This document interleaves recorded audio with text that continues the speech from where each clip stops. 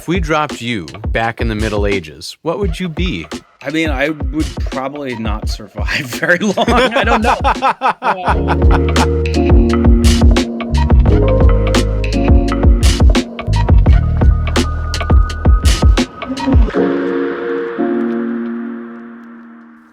Death and storytelling.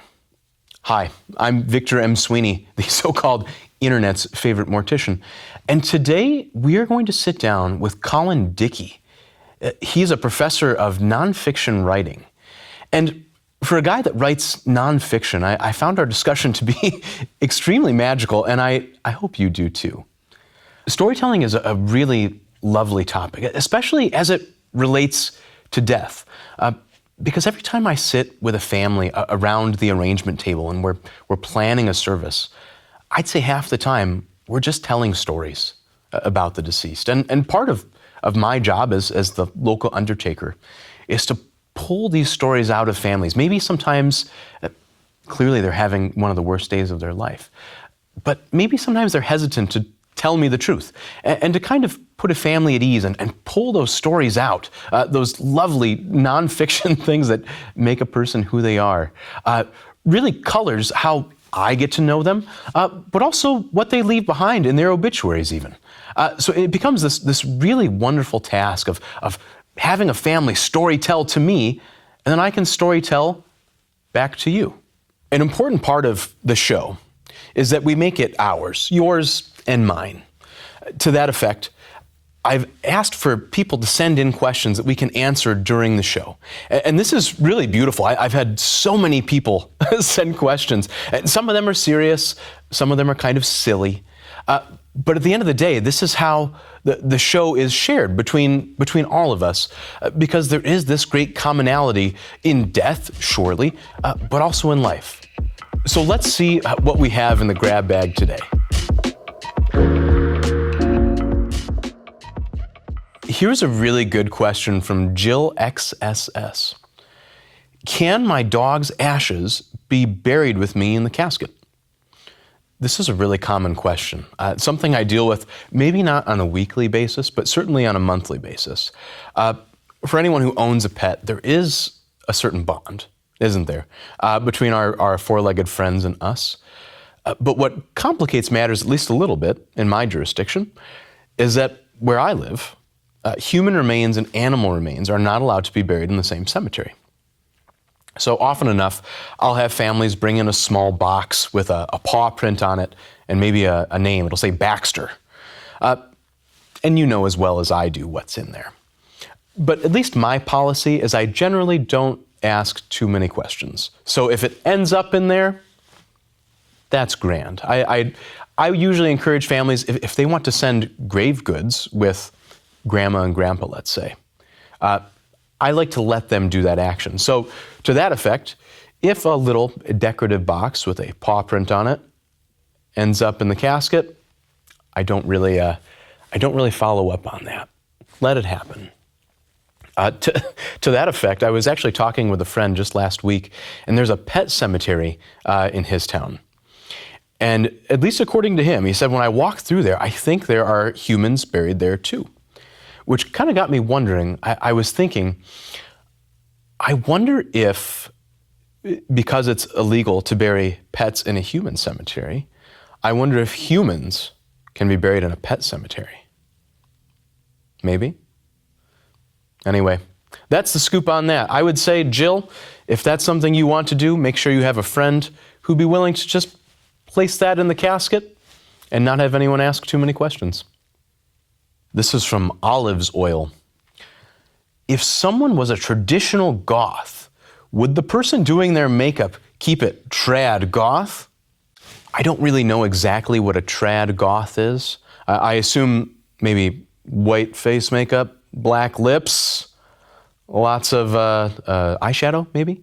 I've never put anybody in the ground with trad goth makeup, but I assure you I could do it. The one question that I think would come up would be, at the end of the day, the next of kin, that is the family, kind of has final say on what we do. So I've had situations where maybe the deceased wanted to be buried in a certain outfit, right? Sweatpants and a sweatshirt comes to mind. And the family, when we're meeting, says, nah, we're going to put dad in a suit, right? And I think maybe the same thing could happen with your trad goth makeup, that maybe the family would override it. That said, I think there is something about looking how you look every day. So if you were in goth makeup every day, I don't know if people would recognize you out of it. Even something as simple like my glasses, right? When we lay down in the let's say when we lay down to bed at night, you're not wearing your glasses, right? If my eyes are closed, odds are good I'm not wearing my glasses. But if someone comes to see me in the casket, they're not going to recognize me without my specs. So in the same way, I guess I would probably advocate for the deceased in that matter. And if their family was against trad goth makeup, I'd probably try to encourage them to keep it, because that's how we recognized our loved ones. Before we get to our guest today, I want to quickly tell you about my new book, Now Departing, coming out on October 14th with Simon & Schuster. It's been a real pleasure to find myself writing a book. I never thought I'd be an author of anything more than local obituaries. But if you like the podcast, I think you'll like the book too, and vice versa. There'll be a link to order a hard copy, or even a link to the audiobook, which I narrated myself, in the show notes. Check it out. Let me know what you think. Our interview today with Colin Dickey is extremely fascinating. He writes a lot about death and dead bodies, sure. But that overlap between that storytelling element and death goes so much deeper. By the time our interview is done, he's telling me all manner of things. We talk about ghost stories, for goodness sake. And to me, ghost stories seem like fiction. But looking through it in a different lens, through the nonfiction lens, what's behind the stories becomes very real, the existence of ghosts or not. Enjoy our talk today with Colin Dickey and see what you think by the end.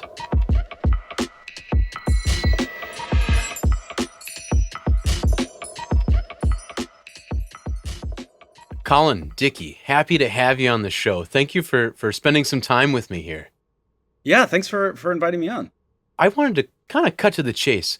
I understand you write nonfiction, and of course we all live nonfiction, but I was reading some of your articles in preparation to chat with you, and I found that a lot of what you write is honestly like really magical and interesting, especially where it intersects with death. Great, thanks. That's great to hear. Yeah, thanks. So, as I was reading, I noticed that you write a lot about like the Middle Ages, and you're writing a lot about the past, and a lot about death. Can you tell us, like, how, when you write nonfiction, you can write about anything you want. How did you end up writing so much about the dead? How did I end up writing so much about the dead? I think out of a dread fear of mortality in myself. I think I've always been deeply terrified of dying in some horrible young way, not having accomplished anything, being forgotten, lost to the empty mists of space and the abyss of the beyond.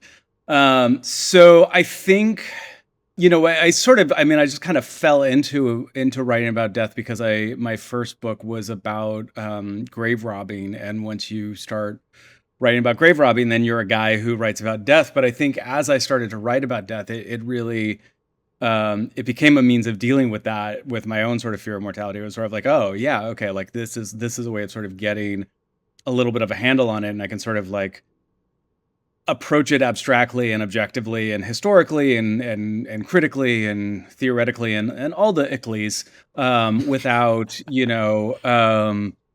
without sort of feeling that immediate dread, visceral terror that, I too am going to die one day. So I think that's how, once I sort of fell into this topic and became kind of a guy who writes about death, I found it actually really helpful for me to like kind of dive in and continue to do that. See, and that's interesting because I guess I deal with death every day, right? In a very nonfiction sort of way. Um, so has it? My perspective over the years has changed quite a bit. You know, I grew up being very familiar with death. I have a dead little sister who was born before me. Lots of dead family members, as we all do. Um, a dead best friend that I found when I was 3. Right, some things that were maybe different than the normal run of the mill experience with death. But as I've started working with it more hands on, I started when I was 18. Right, I was a young man, um, and my first experience with a dead body was with an 18-year-old girl, and I was 18 at the time. And there is kind of that very first, as you say, visceral fear that I think everyone does have to get over to a certain extent. Um, but now, as you are, a middle age or maybe past middle aged man, have Hey, you? watch it. Careful. Hey, have you? Hey, here's the thing. I'm 34. Statistically, I'm Yeah. practically middle aged. Okay. Mm. Uh, as you write about it more, it is something that does then make you feel more comfortable, or do you still like feel at heart a little strange, which is why you battle with it? I don't think I have that same fear of mortality that I used to have. I think that I, yeah, like I think partly just the writing of it and sort of getting some sort of historical sort of feel for it, and more specifically, I think, to go back to your earlier comment about why do I write so much about history? I think like one of the reasons I keep going back to sort of historical treatments of death, and not, obviously not just death, but burial and mourning and commemoration, is that all of these kind of give you a better sense of like, okay, so what is the measure of a person after they're gone? How does that impact the world and change things? And that has been a fascinating thing to meditate on, and to kind of see how different cultures have approached that, how different historical epochs have approached that, and to really sort of see like, okay, how is that jiving with my own sense of, where I see myself in the world and in the cosmos. So it's been good to get that kind of perspective. And I think the more perspective one has, the easier it becomes to just kind of maybe chill out a little bit about your own death, Yeah. which is not to say that like every time I like go to the doctors, I'm not like, oh, this is gonna be the one. This is gonna be it. This is gonna be 6 months. Six Yeah. months, like it still happens all the time, but it's a little less existentially present than it maybe was in my like teens and 20s. Here's maybe a question for you. Do you think that the measure of a person, right? We're talking about like historical persons, right? In Rome or in England or in Mesopotamia, you name it, America. Do you think the measure of a person has changed across, as someone who studied history, do you think the measure of a person has changed across history? Or do you think, I tend to think we're all kind of fundamentally the same, and we all kind of grapple with these exact same things that our forefathers grappled with. But do you think that maybe that measure of a person has changed over time as we, I don't know, get into the digital age, or maybe not live in history? Is there something about humanity that's changed, or are we just the same all the way across the board? I mean, well, yeah. So I think again, one of the things I find so fascinating about writing about mortality, and why I keep coming back to it, is like death is the thing that we all share. Death is Yeah. absolutely the one universal thing that is going to happen to all of us. But how we deal with death, how we mourn, how we bury, how we commemorate, that changes generationally. That changes all the time. And so I think it's really fascinating to see that each culture and each moment in time is approaching that same fundamental question: what do we do about death, in such different ways? So, during the Middle Ages, you have people hiring um, professional mourners, right? Which is something that would seem wild now. Like, can you imagine like, I a I family can't member imagine. dying? It kind of delights me. I would be a professional mourner if someone asked me to. Okay, but like if like I mean, but if you're okay, so you and I are talking, and I'm like, yeah, you heard, John died the other day, and his family hired like 10 professional mourners. I mean, what is your reaction to that? Like, Is 10 too many, or does it have to be like, does it have to be an even dozen to be like a I don't goodly know. Like amount that's of the more? thing. Like I mean, maybe you're built differently. I mean, I think my sense is that people would look at that and say like, oh, that's weird and tacky, right? Like it's like, like it's like paying for emotion. That's not a thing we normally pay for, but like it used to be common. And then the Catholic Church had to outlaw it, which again, like it's weird to think about that as like a criminal offense. Like, how Yeah. dare you pay for mourners? Like so it's like these things change all the time, and again, like 100 years ago, cremation was not only a terrifying recent invention, but it was also considered sacrilege, Yeah. and a desecration of the body. And now it's like now it is the preferred method. So that's what I'm Yeah. saying. Like It's even commonplace. yeah, like even within the last 100 years, we have drastically changed how we go about commemorating people. Like this magazine, Lapham's Quarterly. I don't know if you know them, but they have this. Yeah. Every issue is on a theme, and one of the first like real deep dives I did for them was on their cities issue. They asked me to write a history of cemeteries, because again, like you've got a city, you're going to have bodies, and just the way in which over the past 2,000 years, the architecture and the topography of cities and how we think of cities drastically changed, basically out of various ways of trying to figure out what to do with bodies. I think is really fascinating. I read that article actually that you're referencing. Uh, Extremely interesting. Uh, because I live in a place where we have lots of space, right? I live in a small town. We have lots and lots of space. But what is interesting though is that if you were to look at my little town of 1,600 people, there are twice as many graves in the cemetery. Like Hmm. the cemetery itself is I think you even said it in the article, like the silent city. Like Yeah. there's something like the cemetery is bigger than the town. Granted everybody's packed a little, population density is a little closer, but uh, the, really like I would have to believe that just about every city's cemeteries have more bodies in them in the ground than are walking above. Oh, not only more, I think like more by a magnitude of tens, if not hundreds. I mean, your city of 1,600 people. I don't know, when was it founded? 1870s. Okay, so 150 years. That's what, like 8 generations. So, About that. and like I don't know, people don't die like clockwork every 20 years, but let's say that let's say you've got like at least like 4 or 5 iterations of those 1,600 people, right? Like, Yeah. and so yeah, so what I found is that originally you built your city around the church, and the church has a churchyard, which is the consecrated ground where everybody has to be buried. So that's at the center and the heart of your city, and particularly in old European cities, that's how it's set up. But as the city grows, you not only get more and more people, you have and more bodies. You have no place to expand your churchyard. So you would start to get these medieval cities where in the middle of the city you had this massive overflowing grave that while it was necessary for consecrated ground, at some point you need to move the bodies out, which is why you get the garden cemetery movement with like Père Lachaise and Greenwood Cemetery in Brooklyn, and this idea that you're gonna like build a huge cemetery out on the outskirts, that will be kind of a bucolic park where people will want to come and visit and have a picnic kind of thing. So that's just like, so yeah, so these things change all the time. It's really fascinating. Are you familiar with a place called Kutna Hora in the Czech Republic?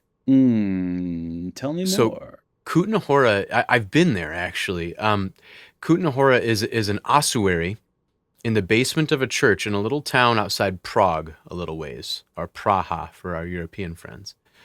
And what's very interesting is you mentioned consecrated ground.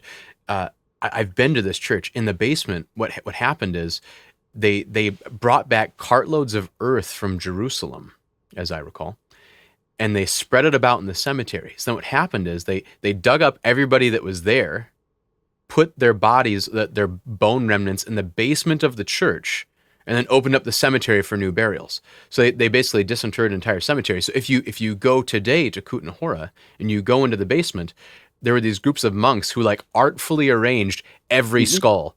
Like made like towers of femurs. You know, they made the family crest of like the ruling family there out of like pelvic bones and like hand bones. It's the most incredible, macabre and kind of wonderful, if I can say that, kind of wonderful thing.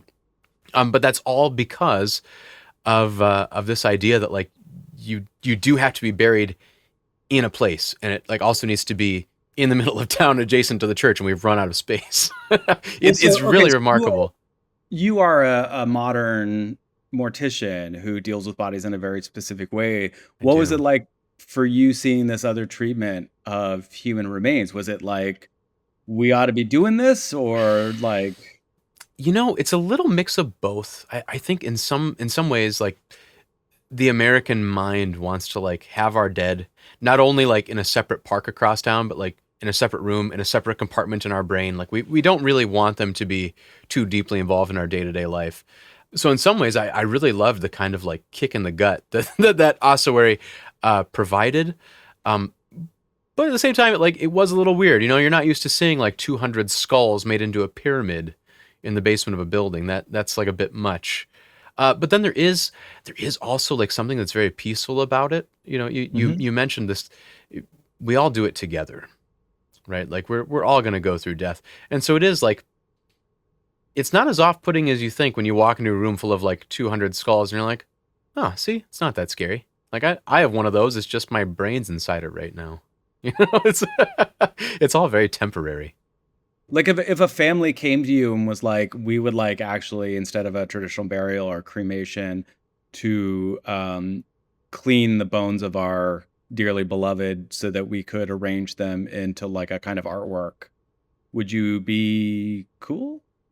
Well, if it were legal, and I think if it were, and if it were done in like a kind of semi-permanent way, I think it could be really interesting. I have can I share with you like Yeah. I've got some dumb ideas, but one of my dumb ideas is the idea of a bone arc. So Hmm. if you cremation is a preferred option. So with cremation, body goes in the crematory oven. After several hours, all the flesh is rendered off, and all you have are bones. And the thing is, some of those bones are identifiable. So then what they do is they put those bones into a big stainless steel blender. They grind them into dust. So when we talk about ashes, we're actually talking about pulverized bone dust. And so what I've been thinking about in the last couple of years is like there's something missing to our experience of like grandma in a jar. Like grandma in an urn, like she's not usually jar shaped, and we can't usually like hold her in our hands. And so I was thinking like what could we do to kind of claw back, not not to make it gruesome, but just to make it real. And I was like, what if instead of a small jar, we had like a great big chest, and not like a casket, like smaller, like, but Hmm. we could put grandma's bones unpulverized, like the big pieces, in a great big chest, like a big oaken chest, and we could like carry it into the place of service and carry it out, and it would be like too heavy for one person to carry, and it'd be like almost maybe as heavy as a body would be. And inside would be her bones, but they would be they'd look like bones. You know, there's Hmm. something about that I think is very attractive, especially as we move away from maybe like the meat and sinews of like burying our dead. Like there might be something to, I think, kind of clawing back that I don't know, ancient need for like work, and maybe to be like a little bit uncomfortable at a funeral. So I don't know if anybody's ever gonna do a bone arc, but I've been trying to talk my mom into it. My mom wants to be cremated. I'm like, what if we just put you in a big chest and we didn't grind your bones to make our bread? You know, like it'd be kind Yeah. of nice. It'd Yeah. be kind of cool. Yeah, I like that. I mean, yeah, again, I think that like one of the things, like you're seeing this now with green burial. I just think like one of the things is every generation, there is this desire to kind of reinvent, you know, funeral customs to kind of make them more meaningful for new generations. So, you know, my grandparents' generation, they were the era of, lifelike embalming, Hmm. so that you could have the open casket and, he was just there, sleeping and you could say your goodbyes. Yeah. And then, my parents, my mom was very much, she wanted to be cremated, which is very different, but, she was very dead set on cremation. And now, people my generation are more and more interested in green burial, and I think that's going to change in 20 years. I mean, I think green burial is great. It's not a judgment, but I think just the kind of nature of how we are seems like we want to reinvent death rituals so that they're meaningful for us and our loved ones, and that seems to change these days. So, Can I ask you, mm, as someone who has spent a lot of time thinking about dead bodies, mm. what would you have done with yours? I mean, yeah, like probably green burial. Like again, to go back of my dread fear of death, I don't actually like think about it too much. Like I really do. I need to have a directive. And I think that probably green burial is the way to go. But I also sort of, I don't know, like again, like I don't care myself. It should be something that my loved ones find meaningful, like I like that. like I will not be around to see it. So, it's It's totally cool. it's you know what? It's like the salient point whenever I talk with families, it's very much like, well, if I'm pre-planning, the family's like, well, I won't care, I won't be there. And like it's kind of the trump card, you can't really beat that. It's true. I did actually just pre-plan my first green burial in a while. It's been a Hmm. long time, but I had a gal come and she's like, I don't want to have a big footprint, and so cremate me. I was like, look, like Edith, if you don't want to have a big footprint, like we shouldn't probably blast you into space as carbon dioxide. Yeah. Um, and she's gonna be buried in this tiny little cemetery in the middle of nowhere. It's like a family cemetery, and she's the one that makes all the rules. And I'm like, well, look, cemetery rules. So why don't you just change the rules to like green burial? Yeah. And so she's changing the rules. And so when she dies, like we're gonna shroud her up. We'll drive out one time. We'll drive out there in the hearse. We're gonna lower her down in the hole with some ropes. Her sons are gonna like dig the grave and fill it in. And Hmm. uh, and I don't know why that can't be just as meaningful as everything else that we try to do to fill in the gaps. Totally. Yeah. I think I absolutely it could be totally meaningful. I mean, like for myself, like one of the things like I sometimes you hear people have these really elaborate ideas for what they want, and like partly I'm like, oh God, I don't want to put anybody out. I don't want to inconvenience anybody, like and like Yeah. but then I think about I had a friend who died many years ago in 2009, and her family they lived in Los Angeles, but her family was Turkish American, and she wanted to be cremated and have some of her ashes spread in the Pacific Ocean and some in Turkey. And for her family, like, her sister who's still good friends with, at some point they're like, this is kind of a pain in the ass. Like we have to like make this whole It's true. trip to Turkey, like as a family to do this thing. And it was kind of funny because it was a real like logistical pain in the ass for them, but it was also like that then became another way of commemorating and remembering her. The sort of being like, kind of like the difficulty of the request became kind of a momentarily chagrining thing, and yet also something that was that much more meaningful for her loved ones when they finally, I think they didn't make it out there until like 2 or 3 years ago, and they finally made the trip all together and spread the remnants of her ashes, and it was Yeah. like a closure of a thing that had been, that had happened over a decade earlier. So See, and I think there is something about like death is inconvenient, right? Like you were writing about God, which was the necropolis that like reached up into the sky, right? Like oh with yeah, like stories up. There's Tell me the name of that. What is that called again?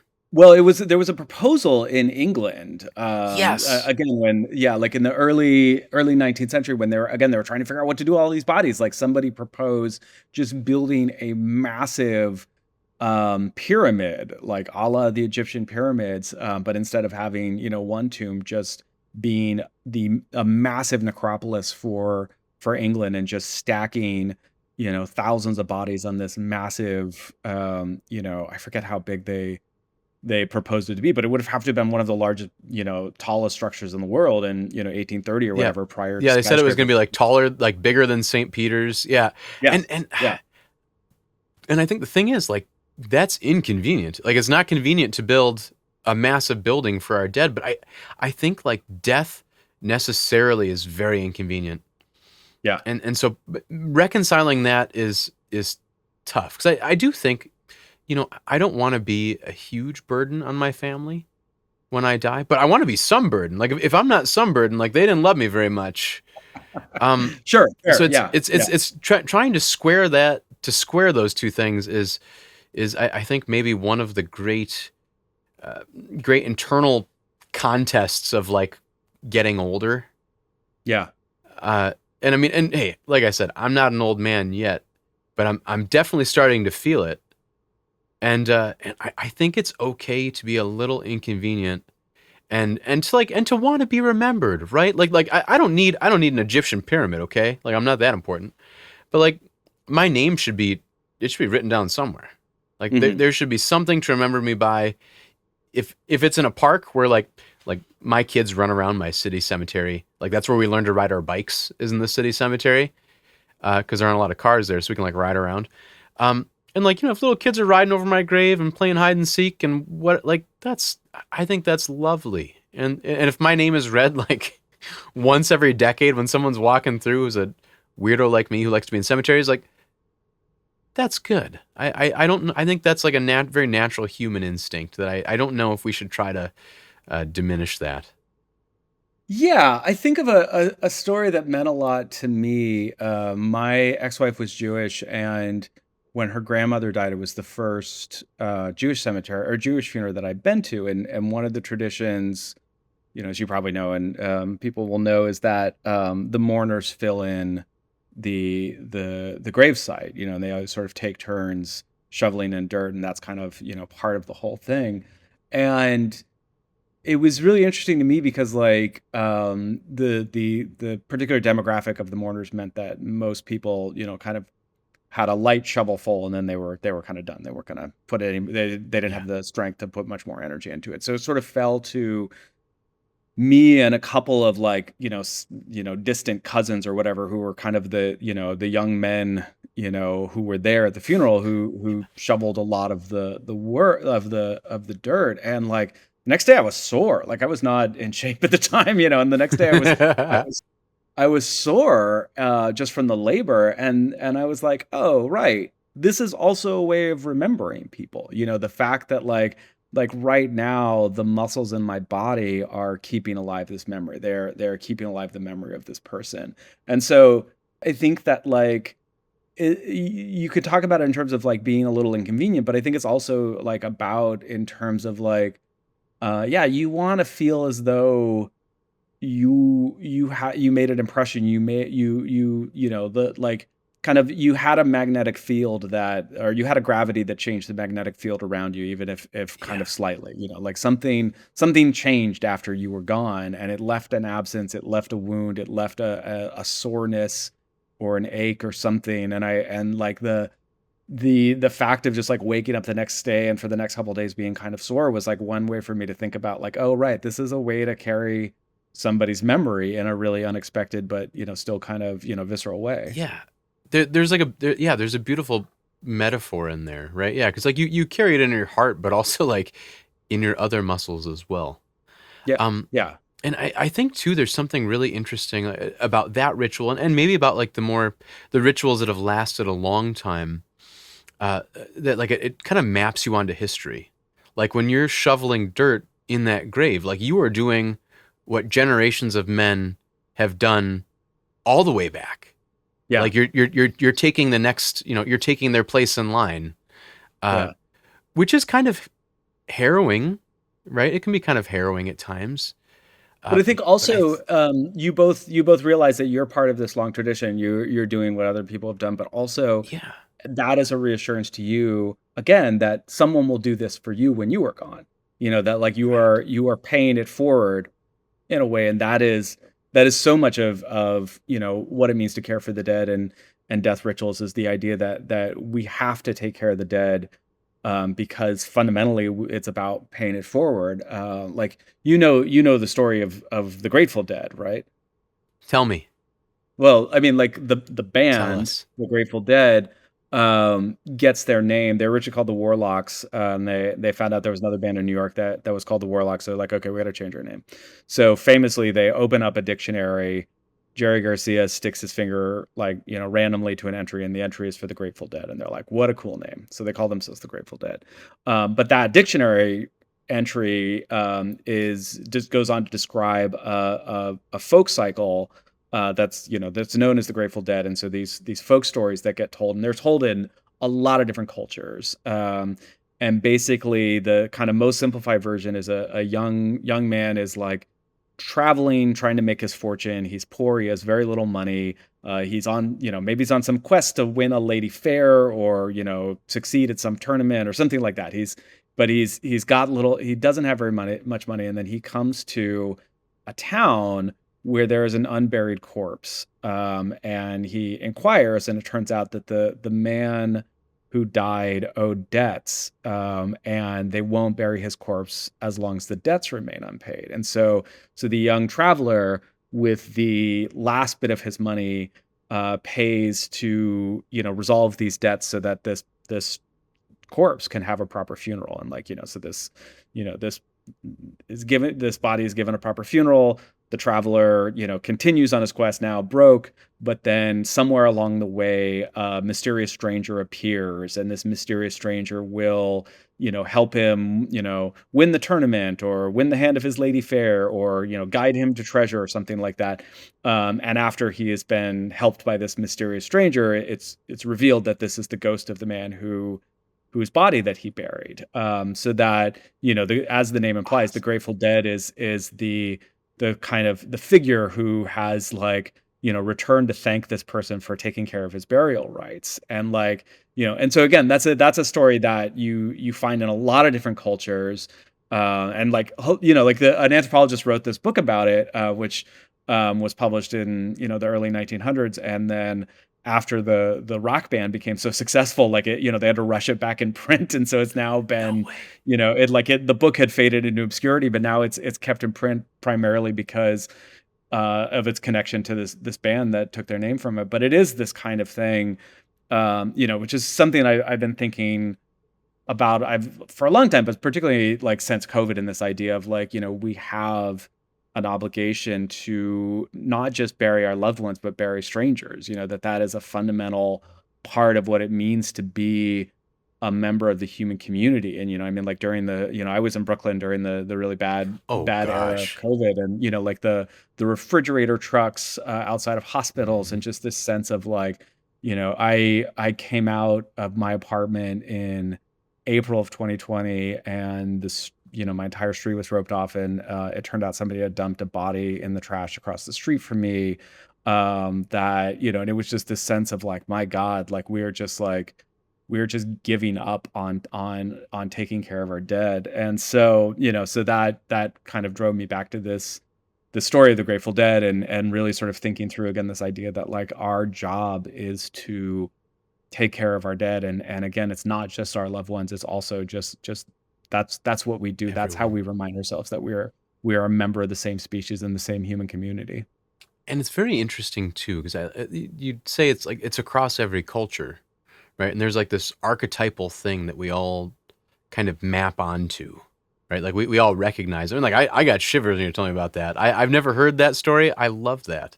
Mm. Um, and I kind of think, so maybe you can answer me this. I'll tell you what I think. So I wonder what would happen if I plopped down in the year 1100. Mm. I have a suspicion I would be functionally very much the same way I am now. I would be a plague doctor, a death shaman. I could do a lot of what I do now, in almost any setting, because there's just something very universal about that. Um, and I'm grateful for that. One of my best friends is a woodcutter. He'd be a woodcutter no matter where you dropped him, in time or space. If we dropped you, back in the Middle Ages, what would you do? What would you be? What kind of man or archetype are you? I mean, I would probably not survive very long. I don't know. I would probably be a sick man who gets some sort of, communicable disease and goes quickly. No, I don't know. I think I don't know what I would do if I was not. I've wanted to be a writer since I was like 12, so I really like it's really hard for me to think about kind of what I would do if and I guess there were, Yeah, writers and scribes, but I'm not a particularly religious person, so I couldn't imagine doing this through kind of like theology, which is sort of the yeah. main way one does these things. So I don't know. I don't. We'll have to plunk me back in 1100 and see how that goes. Yeah, But we'll yeah, we'll we'll check in on that. See what we can do. yeah, No, yeah. it is it is just so I don't know. It's so remarkable. I think about like burying the indigent and like that's something I'm called to do from time to time. Like Yeah. we have them in they're everywhere, they're in Brooklyn, sure, but they're also in, tiny little small town Minnesota. And I want to share a story with you. This is kind of neat. So 10 years ago, I just bought my house, my like crappy rundown Victorian house. And I was refinishing the floors like with like a big hand push sander. And I was taking a break. It was like in the evening. I was taking a break on the porch, just like trying to stretch. And I hear a gunshot go off. And we find out later, just a block and a half from my house outside an apartment building, this man uh, walked out. He had a brain tumor. He Yeah. walked out and shot himself in the head on the front lawn. God, that's awful. I'm sorry. Yeah. And so no family that we could find. We found like a brother or something that he was estranged from. He kind of left what little he had to our local library. And so we contact the brother. Brother's like, yeah, just cremate him, I guess. And we're like, well, what are we gonna do? He's like, oh, just put him somewhere. So we buried him in our little city cemetery on the edge of town, naturally.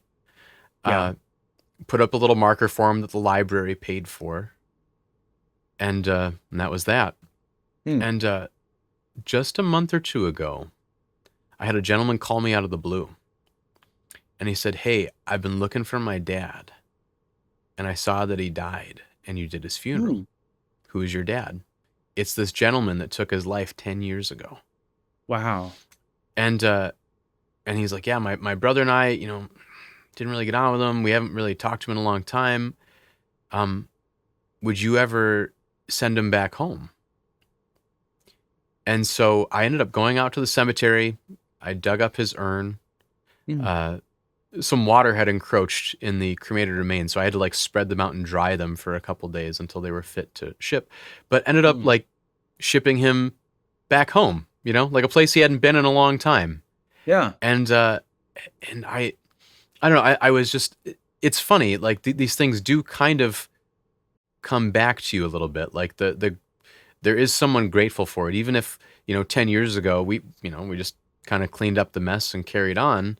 That there is someone way down the road who like recognizes that and values that, and it's a good thing that we knew where he was. Yeah. You know, What was their response when they got his remains? Did you stay in contact with them, or did you hear more? haven't heard anything. We'll see if I do. Okay. Um, but I like to think that wherever he is, like his bones are like now back next to his ancestors, which I think is like a really really powerful thing. Even in my little town, it's kind of weird. I probably have, let's say I do 100 funerals a year. I bet you I do around 10 uh, burials or reinterments or whatever of people who haven't lived in my little town since they were kids. Yeah. And they live their whole life and they come back and are buried here in Warren next to their forefathers. Like I had a gentleman who was an opera singer. He was an internationally known opera singer in Germany for 40 some years.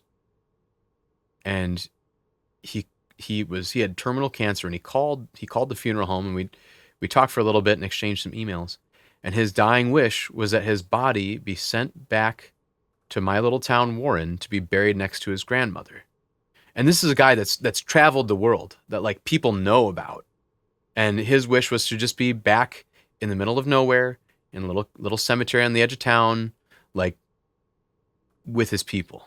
Wow. And I thought that was just really, Yeah. really remarkable. And like, and I keep seeing it again and again. And I don't know if my, my little slice of where I live is special in any way. I think it happens everywhere. But there is just something about having your place and returning to it that I think is so beautiful. Yeah. Huh. I was going to ask you, have you read this book, The Unclaimed? Do you know this book? I don't. You'll have to tell us about it. Oh.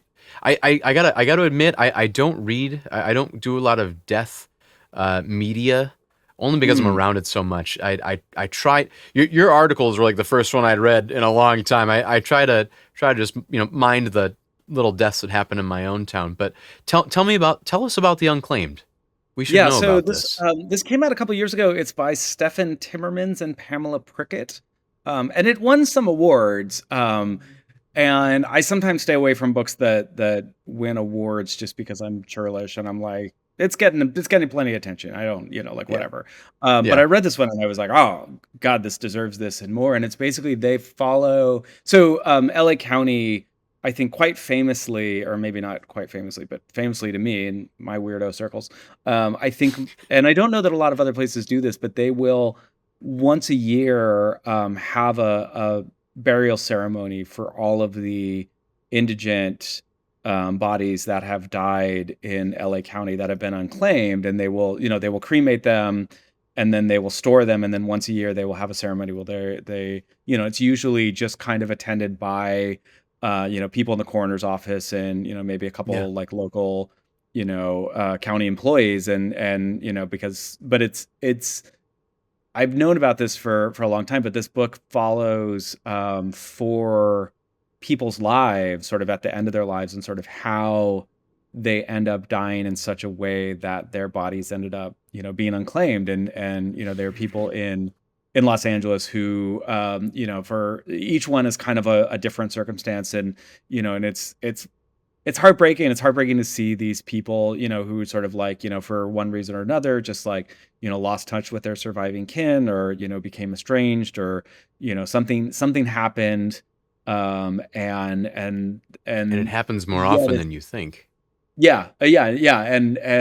And yet, I mean, I think as a piece of writing, it's deeply human and it's deeply humanizing because it rescues at least these four stories from the anonymity of a pauper's grave and sort of and they track down some of the surviving kin in some cases who didn't who just didn't know that their aunt had died and like that kind of thing. And so it's a really fascinating, really moving book about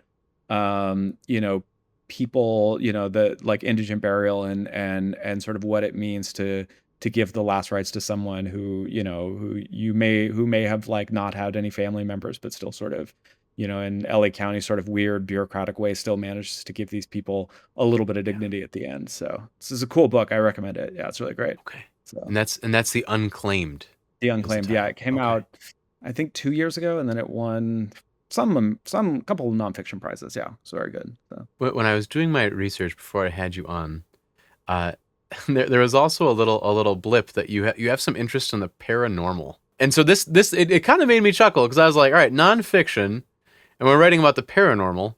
So I guess naturally, then you would agree the paranormal is nonfiction. It's real. Yes? No? Well, no. So the story is, so I grew up in San Jose, California, and you may or may not know it's the location of the Winchester Mystery House, which is Okay, one of yes, I remember hearing about the Winchester House on like something when I was a kid, and I was I'd have like dreams I was stuck there. I was I'm still kind of freaked out about the Winchester House, if I'm being honest with you. So yeah, so I grew up, a couple miles from it. Used to go there a lot as a kid, and I always loved it. I thought the story of this woman whose husband and infant daughter had died and had become convinced that she was being haunted, and a psychic told her she was being haunted. Her family was cursed, and that she was being haunted by anybody who had been killed by a Winchester rifle because her father-in-law and founded the Winchester Rifle Company, was the source of her wealth. And the psychic told her the only way to keep them at bay, keep the ghosts at bay, would be to build a house that was never finished. So she moves out to San Jose. She buys an 8-room farmhouse, spends the next 37 years working on it 24/7, building this 161 rooms labyrinthine Victorian mansion. And like, I always just loved that story. And so, my first book was on grave robbing and sort of why several famous people's skulls were taken by phrenologists. Mozart, Beethoven, Franz Joseph Haydn had their skulls stolen by phrenologists, the guys who studied the Yeah, bone. yeah, yeah, yeah. And so I was sort of looking for a follow-up, and I was like, oh, I think it would be fun to write a biography of Sarah Winchester.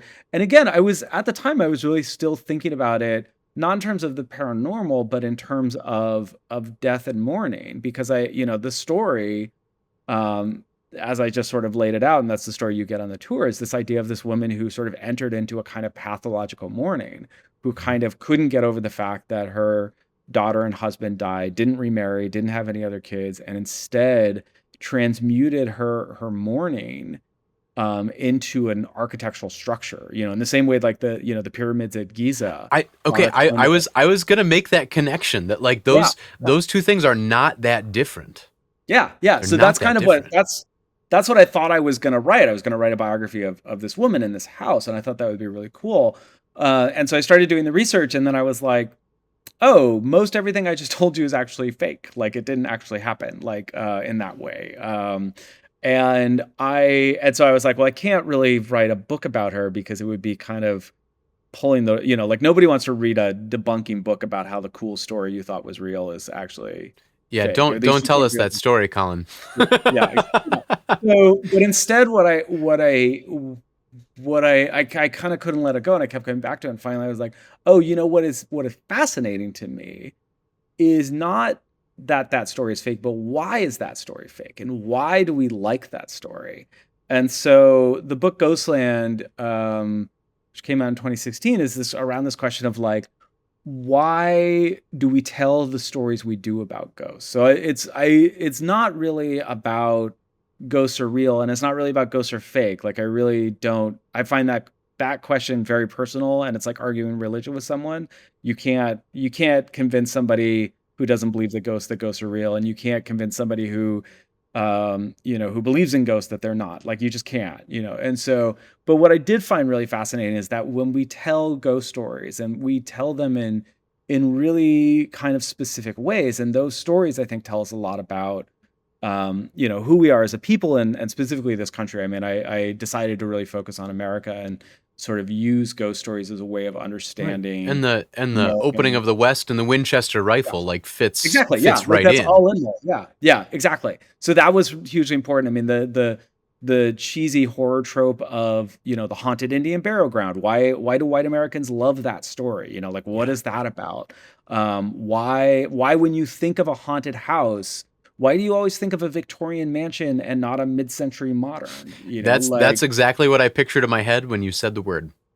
yeah, exactly. That's what we all do. We all think of we're always like, so like there are similarities in the stories we tell about ghosts that I think you can talk about without even bothering to get to the question, are ghosts real? And so I was really just fascinated with the ways we use ghost stories, the way we use ghost stories to talk about architecture, the way like why are some buildings just they feel awful to be in, they feel haunted, and also how do we use ghost stories to talk about traumatic history, like in the case, as I said, in the case of haunted Indian burial grounds and other things. And And do fundamentally, how do we use ghost stories to talk about death and dying and mourning? Like these are kind of ways of preserving the dead in another way.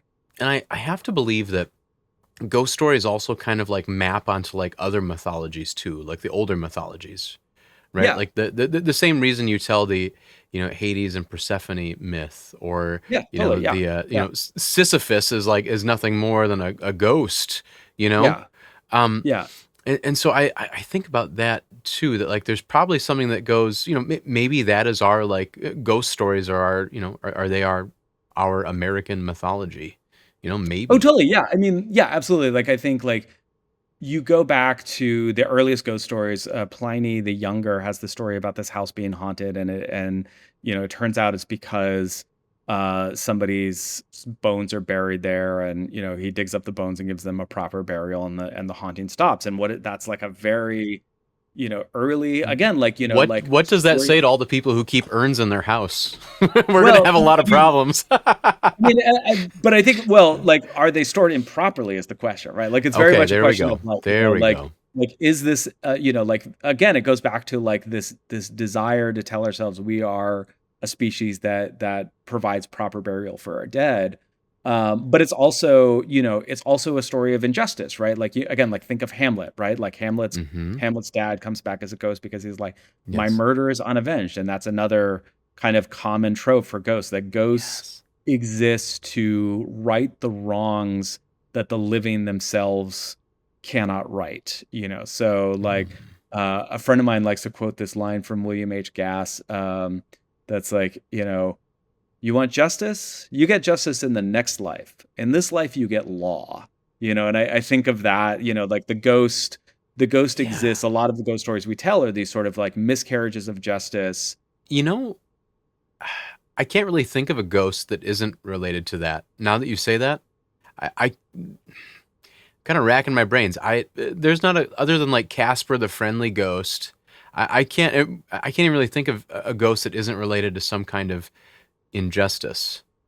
Yeah, I mean, yeah, it's a That's really interesting. common I've kind never of, thought like, about that.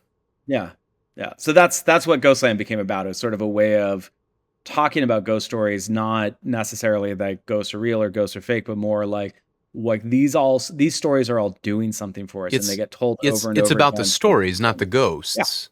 exactly. Yeah, Yeah. Oh, yeah, yeah, that's fascinating. So can I can I tell you something dumb that I thought of the other night? yeah. So I had a death call a couple months ago, and so how this works when you're a mortician is someone dies at 2 in the morning, like at least where I live, like you're going there. Yeah. And so I had a gal. We knew she was dying. She was a friend of mine. One of my little old lady friends. We call them LOLs in the business, little old ladies. And one of my LOLs died. And Mhm. so I went to the nursing home, about 30 miles away, and it's in the same town that our crematory that we use is in. And she had in her directive she's going to be cremated. So I was like, you Mhm. know what? I'll bring the cremation container. We'll put that in the back of the van. We'll bring the cot. I go pick Yeah. her up, and then we drive right from the nursing home to the crematory. And Mhm. so it's what, 2:30, maybe 3 a.m. by that time, and I'm at the crematory. I've got her out of the van, out of the cot. I've lifted her into the box, and part of the cremation process is before when because they're going to grind up the bones into dust, and it's at some point in the process those remains are unidentifiable. Yeah. Before the cremation happens, they put a little steel disc in there, and that steel disc has some numbers, and that's how they track the person. Mhm. And so as I'm bringing it back over to Gabby's box, her face is uncovered, and I look at her and I'm like, I should almost put the coin in her mouth. Mm. Like there's something about like the oval in the mouth that is like extremely interesting, and I was like, I didn't do it because I was like that I shouldn't do that, but I was like, what if we did? What, like, just the magical thinker I am. I was like, what if she like woke up in like the fields of Elysium, the first person in Mhm. like 2,000 years to do it. Um, Yeah. but I was just thinking about like kind of that magic of like grave goods and Yeah. like sending this with her, or like if I had two discs I'd put them on her eyes, you Right. know Yeah. and I don't know, that's something that's so compelling, and like it teaches us about history.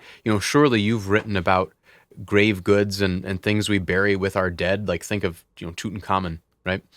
Yeah. um but that's like, I wish that was something that was more commonplace where we live now. And like, would it be a shame to give up 2 gold coins to your grandma to put over her eyes? Like, even if they did nothing, like maybe, but it's kind Oh, of yeah. it's kind of wonderful. Like I like the Yeah. idea of the giving. Yeah. Yeah. Yeah, I like the idea. I also like the idea of, like, taking these things. perpetually out of circulation, like Yes. you take these, these gold coins, whatever they're worth, like suddenly you're making an offering in the sense of like, you're just literally just kind of throwing that money away. But what you are doing is kind of creating this sense of an offering that, you're kind of like this little kind of sacrifice, which is, yeah, it's like a version of, yeah, like when, you would somebody famous or, powerful, they would like wall up the servants, in the Yeah. tomb with them. It's just kind of like that's a really grotesque version of that, but Right, you but could see. but but still, like there's power in it, and Yeah. I sometimes wonder if maybe all those people before us like understood the power of death a little more.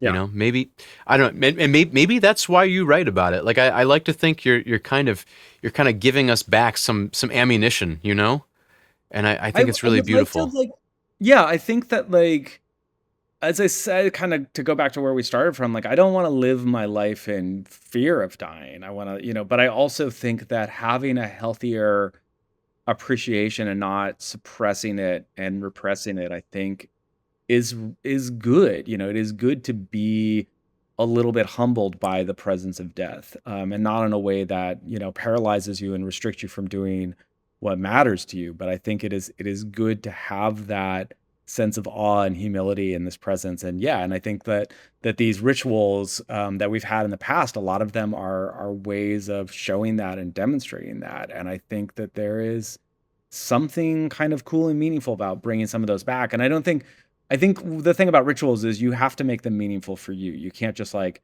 you can start with former rituals, but it's really about making them meaningful for you and your community. And that sometimes means tailoring them and making them work in a slightly different way. Yeah, But it's and all and part and of that. understanding them, and the Yeah. only way you can understand, the only way you can understand the present is to also to understand the past. Yeah. Right. And so I think that's where you're playing a very special and important role. Like I'm maybe the guy with my boots on the ground, but Yeah. like to kind of frame that in a way that we can look backwards to look forward is just so beautiful. And so I now that we've circled back to the beginning, I want to thank you so much for coming on and just talking with me and just rambling through time and space and history. So thank you so much, Colin, for your time. I couldn't be more grateful that you're here with us. Oh my God. Thank you so much. This has been super fun. And I mean, thank you for the kind words. I also like, as someone who the only time I witnessed an autopsy nearly passed out, I feel like the work you're doing is also really important and it's not work that I can do. So, like I salute you as well. So yeah. Vice versa, my friend. Well, Godspeed. Thank you for joining us. So, what did you come away with? What struck me was the story behind the story, right? The storytelling apart from simply stating the facts. Whether he was talking about the cities of the dead and vertical cemeteries that never came to be, there is this just juicy overlap between writing stories of the physical, right? About how we treat our dead and what we do with them, and this very deep idea that I think we share. So by that I mean, when we talk about the Grateful Dead, for instance, and he's talking about the band and then discussing what this almost myth is, it seems to me that the myth is a real thing. Maybe we do help our dead, and maybe they do help us. For a man who writes nonfiction, Colin really writes about some magical things, myths and tales. And what's at the heart of it is the people behind the stories. Whether it's who Sarah Winchester, rather, whether it's who Sarah Winchester is and not just the story, or what's behind the name of the Grateful Dead. There is a lovely nugget of truth that I think we can sniff out. That maybe we do help our dead, and maybe the dead do play a role in our everyday lives, just apart from their physicality of where their bodies happen to be now. Thank you for joining us today on Death And. I really appreciate the fact that we're in this together. Thank you for sending your questions. Thank you for listening. And thank you, too, for subscribing wherever you get your podcasts. Every little bit helps to share the story, to share our time, and to share all those beautiful things that we get to enjoy together in living and in dying, too. I'm Victor M. Sweeney.